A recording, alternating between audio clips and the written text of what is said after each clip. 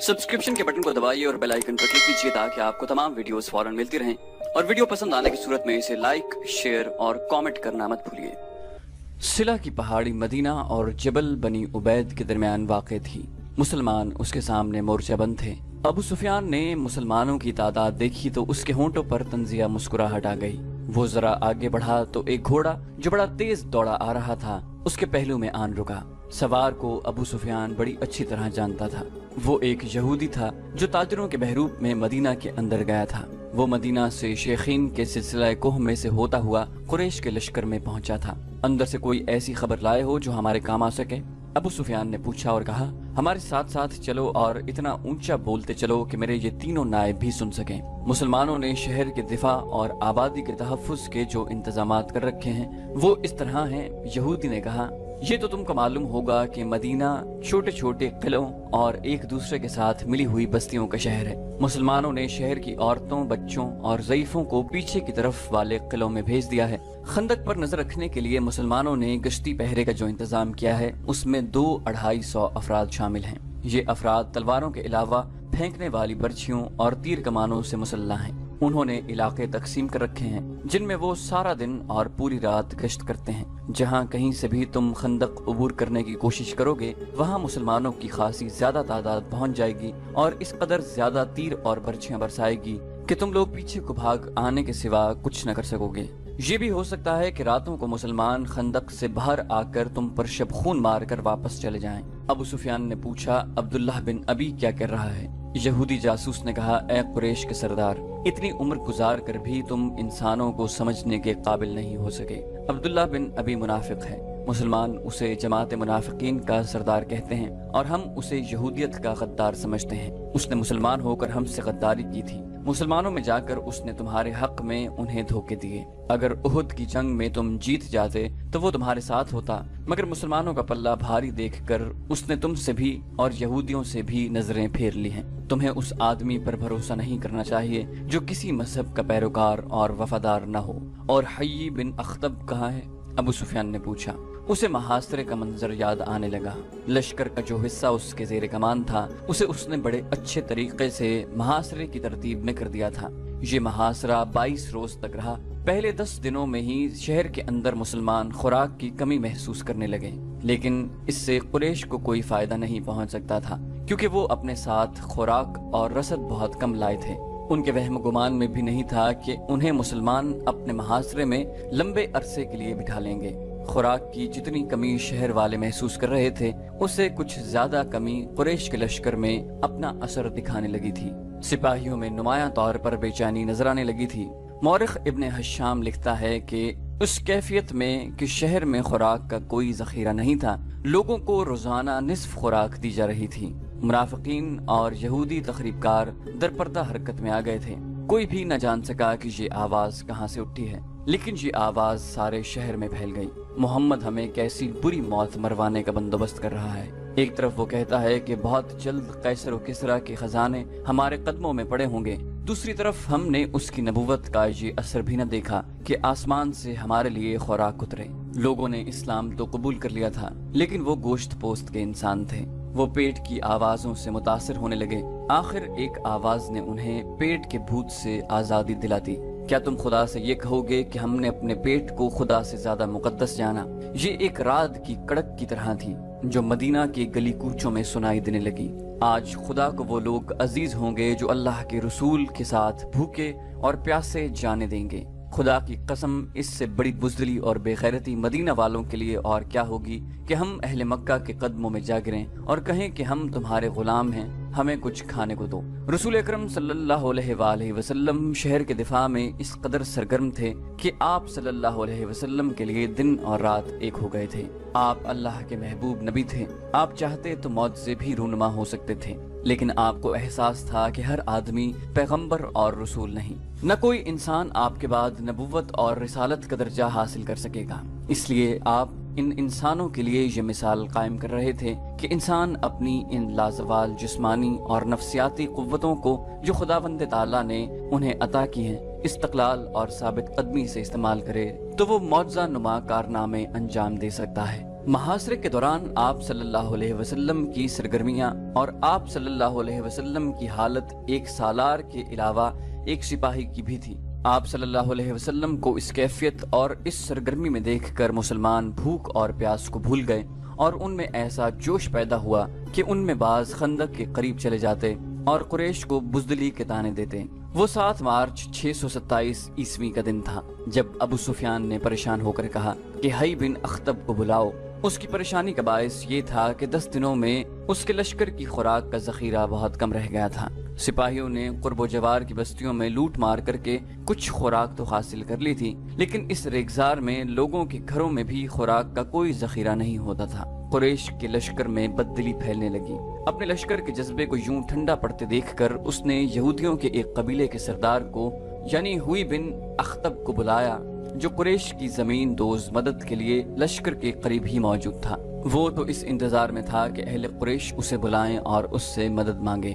مدینہ سے کچھ ہی دور یہودیوں کے ایک قبیلے بنو قریظہ کی بستی تھی۔ اس قبیلے کا سردار کعب بن اسد اس بستی میں رہتا تھا۔ اس رات جب وہ گہری نیند سویا ہوا تھا، دروازے پر بڑی زور کی دستک سے اس کی آنکھ کھل گئی۔ اس نے اپنے غلام کو آواز دے کر کہا، دیکھو باہر کون ہے۔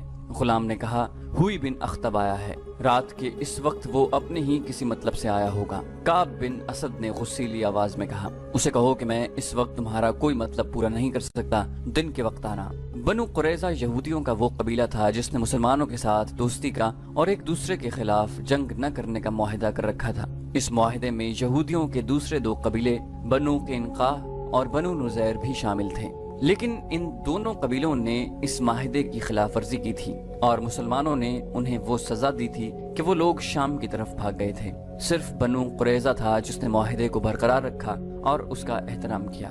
مسلمان جنگ خندق میں اس قبیلے کی طرف سے ذرا سا بھی خطرہ محسوس نہیں کر رہے تھے۔ ہوئی بن اخطب بھی یہودی تھا۔ وہ کعب بن اسد کو اپنا ہم مذہب بھائی سمجھ کر اس کے پاس گیا تھا۔ وہ کعب بن اسد کو مسلمانوں کے خلاف اکسانا چاہتا تھا، اس لیے وہ غلام کے کہنے پر بھی وہاں سے نہ ہٹا۔ کعب بن اسد نے پریشان ہو کر اسے اندر بلا لیا۔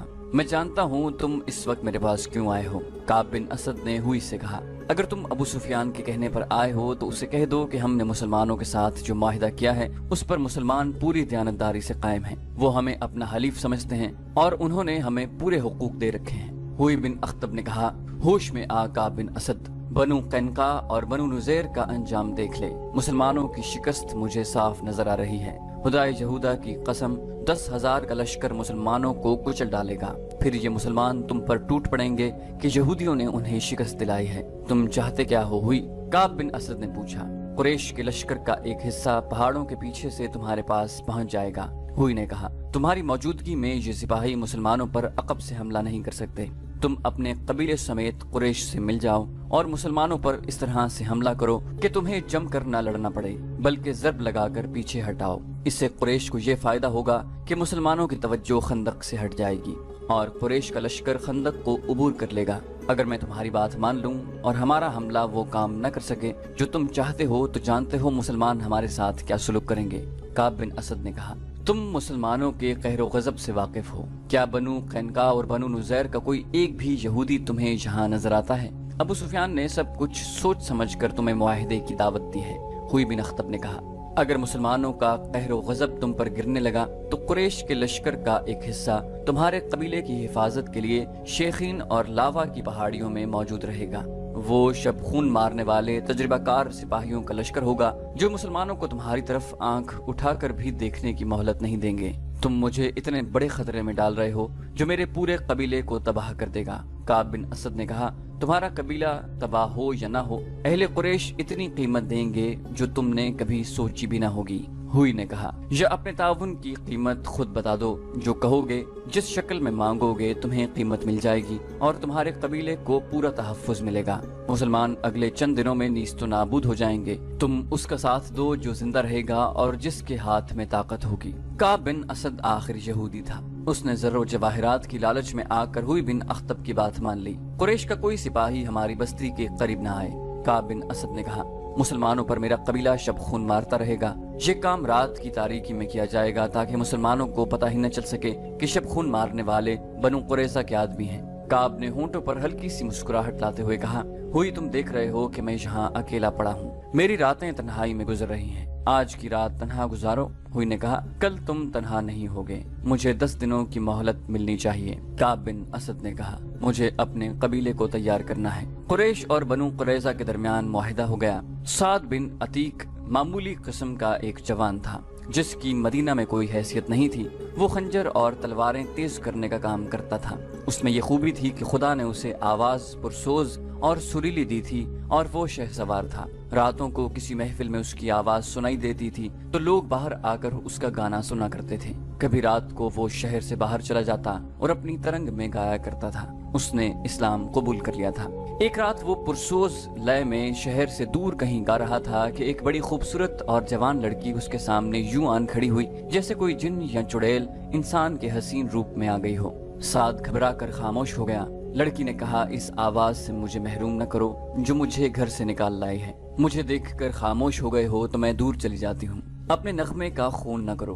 तेरी आवाज में ऐसा सोज है जैसे तू किसी के फिराक में नगमा सरा है। कौन है तू? साद ने कहा, अगर तू जिन्नात में से है तो बता दे। लड़की की जलतरंग जैसी हंसी सुनाई दी। सहरा की शफाफ चांदनी में उसकी आंखें हीरो की तरह चमक रही थीं। मैं बनु कुरैजा की एक यहूदी की बेटी हूँ और मैं मुसलमान हूँ। मजहब को दरमियान में न ला।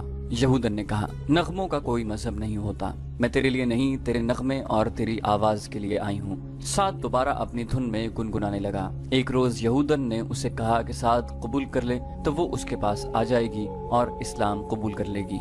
2-3 रोज ही गुजरे थे कि मदीना का महासरा आ गया। साद बिन अतीक का काम बढ़ गया। उसके पास तलवारें, खंजर और बच्चियों की अन्नियां तेज करवाने वालों का हुजूम लगा रहने लगा। वो रातों को भी काम करता था। एक रोज ये यहूदन अपने बाप की तलवार उठाई उसके पास आई।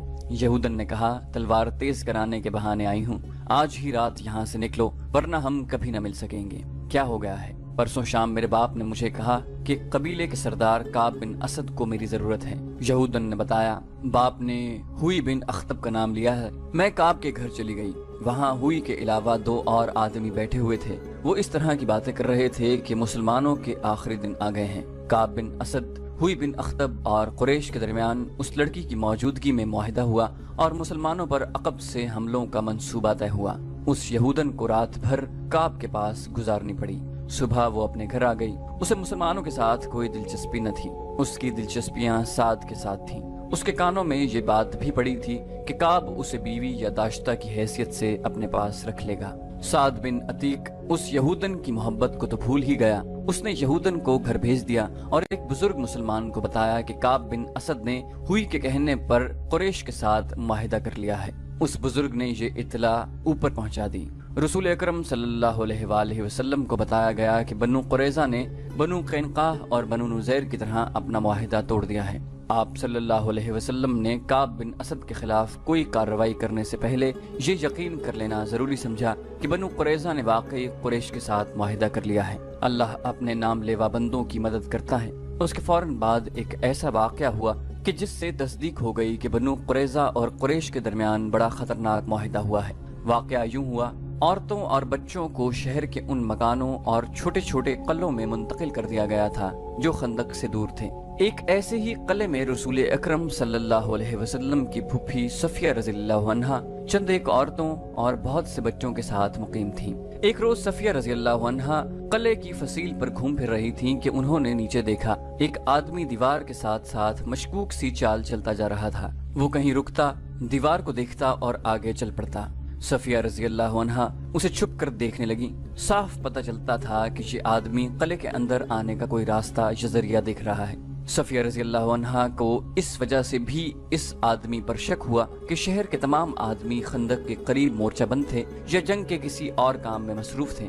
अगर ये कोई अपना आदमी होता और किसी काम से आया होता तो दरवाजे पर दस्तक देता। किले में औरतों और बच्चों के साथ सिर्फ एक मर्द था। ये थे अरब के मशहूर शायर हसन बिन साबित। सफिया रज़ियल्लाहु अन्हा ने हसन रज़ियल्लाहु अन्हु से कहा कि नीचे एक आदमी मशकूक अंदाज से दीवार के साथ साथ जा रहा है। मुझे शक है कि वो यहूदी है। उन्होंने हसन रज़ियल्लाहु अन्हु से कहा, तुम जानते हो हसन, बनु कुरैजा ने दोस्ती का मुआहिदा तोड़ दिया है। ये शख्स मुझे यहूदियों का मुखबर मालूम होता है। बनु कुरैजा हम पर अकब से हमला करेंगे ताकि हमारे मर्दों की तवज्जो खंदक की तरफ से हट जाए और वो पीछे आ जाएं। یہودیوں کے پاس ہمارے مردوں کو مورچوں سے نکال کر پیچھے لانے کا یہ طریقہ کارآمد ہوگا کہ وہ ان قلعوں پر حملہ شروع کر دیں جن میں عورتیں اور بچے ہیں۔ نیچے جاؤ حسان، اللہ تمہارا نگہبان ہو۔ اس شخص کو للکارو، اگر وہ واقعی یہودی ہو تو اسے قتل کر دو۔ خیال رکھنا کہ اس کے ہاتھ میں برچھی ہے اور اس کے چوغے کے اندر تلوار بھی ہوگی۔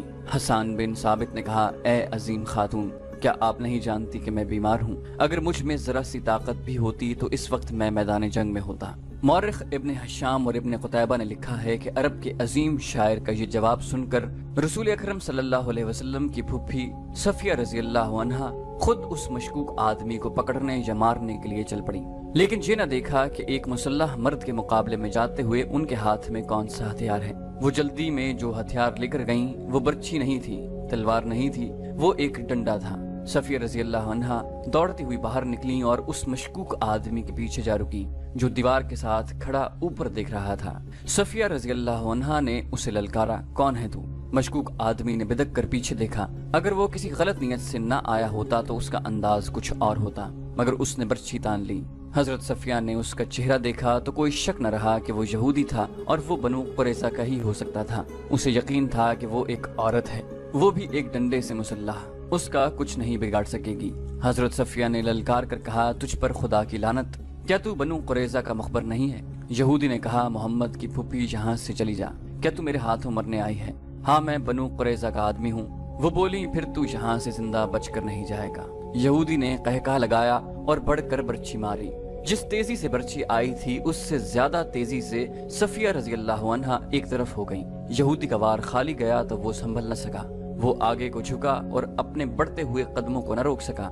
صفیہ رضی اللہ عنہا نے پوری طاقت سے اس کے سر پر ڈنڈا مارا۔ ایک عورت کے بازو میں خدا کا قہر آ گیا تھا۔ یہودی رک کر سیدھا ہوا لیکن اس کا سر ڈولنے لگا۔ حضرت صفیہ نے اسے سنبھلنے کا موقع نہ دیا اور اس کے سر پر پہلے سے زیادہ زور سے ڈنڈا مارا۔ اب یہودی کھڑا نہ رہ سکا، اس کے ہاتھ سے برچھی گری، پھر اس کے گھٹنے زمین سے لگے۔ حضرت صفیہ نے اس کے سر پر جس سے خون بہ رہا تھا ایک اور ڈنڈا مارا۔ وہ جب بے ہوش ہو کر لڑک گیا تو صفیہ رضی اللہ عنہا اس کے سر پر ہی ڈنڈے مارتی چلی گئیں جیسے زہریلے ناگ کا سر کچل رہی ہوں۔ حضرت صفیہ نے اس وقت ہاتھ روکا جب یہودی کی کھوپڑی کچلی گئی اور اس کا جسم بے حس ہو گیا۔ حضرت صفیہ قلعے میں چلی گئیں۔ انہوں نے حسان بن ثابت سے کہا، میں وہ کام کر آئی ہوں جو تمہیں کرنا تھا، اب جاؤ اور اس یہودی کے ہتھیار اٹھا لاؤ اور اس کے کپڑوں کے اندر جو کچھ ہے وہ بھی لے آؤ۔ میں عورت ہوں، کسی مرد کے کپڑوں کے اندر ہاتھ ڈالنا ایک عورت کے لیے مناسب نہیں۔ چاہو تو یہ مال غنیمت تم لے سکتے ہو، مجھے اس کی ضرورت نہیں۔ اللہ آپ کی عصمت اور عفت کی حفاظت کرے۔ حسان رضی اللہ عنہ نے شاعروں کی مسکراہٹ سے کہا، مال غنیمت کی ضرورت مجھے بھی نہیں ہے اور میں اپنے اندر اتنی توانائی محسوس نہیں کرتا کہ یہ کام انجام دے سکوں۔ مورخین لکھتے ہیں کہ یہ خبر رسول اکرم صلی اللہ علیہ وسلم تک پہنچی تو آپ کو پریشانی ہوئی۔ شہر میں خوراک کی کیفیت یہاں تک پہنچ گئی تھی کہ ہر فرد کو اس کی اصل ضرورت کی صرف 1/4 خوراک ملتی تھی۔ رسول اکرم نے خدائے ذوالجلال سے مدد مانگی اور کوئی حکمت عملی سوچنے لگے۔ ادھر خندق کا محاذ سرگرم تھا۔ خالد کو اپنی اس وقت کی بے چینی اور بےتابی اچھی طرح یاد تھی۔ وہ خندق کے ساتھ ساتھ گھوڑا دوڑاتا اور کہیں سے خندق عبور کرنے کے طریقے سوچتا تھا۔ وہ مرد میدان تھا، لڑے بغیر واپس جانے کو اپنی توہین سمجھتا تھا، مگر وہاں لڑائی اس نوعیت کی ہو رہی تھی کہ قریش کے تیر انداز خاصی تعداد میں خندق کے اس مقام پر قریب آ جاتے جہاں مسلمان مورچہ بند تھے۔ یہ سلا کی پہاڑی تھی۔ تیر انداز مسلمانوں پر تیر برساتے، مسلمان جوابی تیر اندازی کرتے۔ کبھی قریش کا کوئی تیر انداز کسی اور جگہ گشتی سنتریوں پر تیر چلاتا، مگر مسلمانوں کا جیش فوراً پہنچ جاتا۔ رات کو مسلمان خندق پر سنتریوں کی تعداد میں اضافہ کر دیتے تھے اور قریش خندق سے دور پیچھے خیمہ گاہ میں چلے جاتے۔